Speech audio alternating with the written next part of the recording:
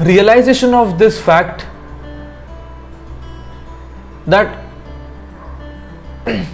how strong you are at the same time how weak you are. मतलब मैं जब Everest पे जा रहा था, ये तो वीडियो मेरा वायरल गया यूट्यूब पे of me encountering dead bodies.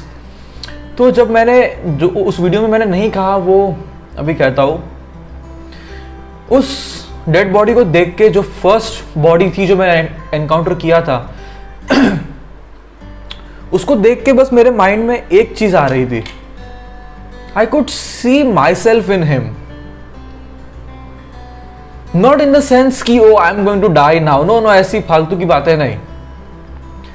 But I could see myself in him in the sense that this person, whoever he or she is, must be just as experienced as I am, maybe just as strong as me, just as passionate, और सपने और goals और ये सब होगा इनके उसमें life में भी.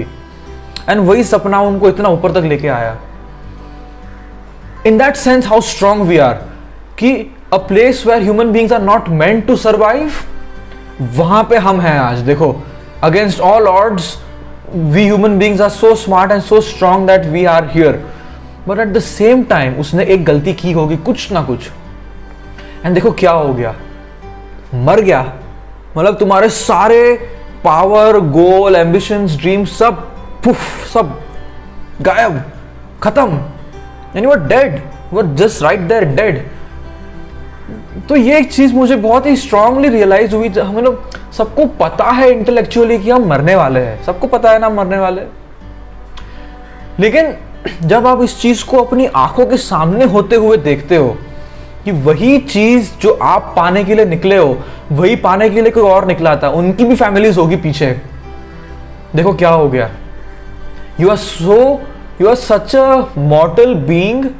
तो एक बार ये मोर्टैलिटी का तुम्हारा जो सच है, ये सच तुम्हारे लाइफ के हर सेकंड में अगर रह सके तो आई थिंक तुम्हारे एक्शंस, तुम्हारे intentions would be very very pure, would be very very to the point.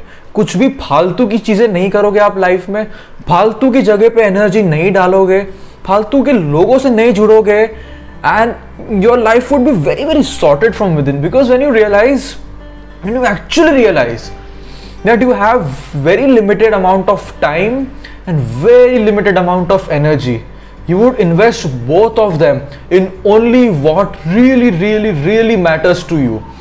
And ये एक चीज जब, because मैंने फिर वहाँ एवरेस्ट से जब नीचे आ रहे थे, I saw a climber die in front of me, and मतलब सीइंग दैट 4 मिनट पहले, 3 मिनट पहले ये बंदा बिल्कुल तुम्हारी तरह एक्टिव है एंड ठीक है और जा रहा है, एवरेस्ट सबमिट करके आया, खुश होगा, क्या क्या सोच रहा होगा, नहीं गलती की, मेरे सामने हुआ सब, and just died in 3-4 minutes. ये सब चीजें जब आप देखते हो तब आपको समझ में आता है कि ये जो अल्टीमेट सच है लाइफ का, मौत, जिससे बहुत लोग डरते हैं. मैं घर पे भी अगर बात करूं मरने की तो बोलते नहीं ऐसी बात मत कर, शुभ शुभ बोला. रहे यही शुभ शुभ बोलना मतलब होता है सच के बारे में बात करना, और तुम मरने वालों, ये सच है, उससे डरना नहीं है हमें. इस सच को हमेशा हमारे मन में रखना है, हमारे दिल में रखना है कि तुम मरने वाले हो. और तुम अभी जो काम कर रहे हो, ये काम करने के बाद अगर तुम मर जाओ तो would this be the last thing that you can be okay with? If no then don't do it. And मतलब यार, मतलब क्या ही बताओ यार, ये आर्टिकुलेट करना थोड़ा मुश्किल हो जाता है. बट एक बार जब आप अपने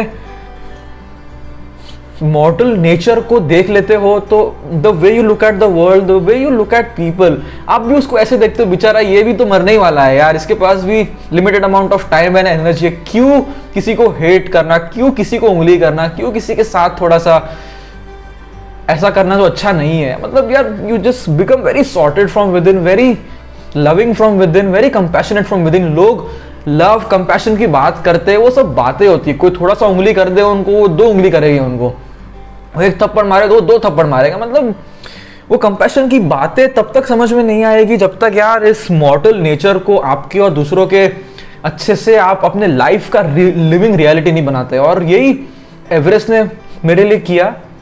I live every second with this idea that next second could be my last, and it could be my last. मैं रोज सुबह जाता हूँ पहाड़ों में ट्रेनिंग करने, मतलब एक रॉन्ग स्टेप भी ले लूँ मैं मर जाऊंगा भाई.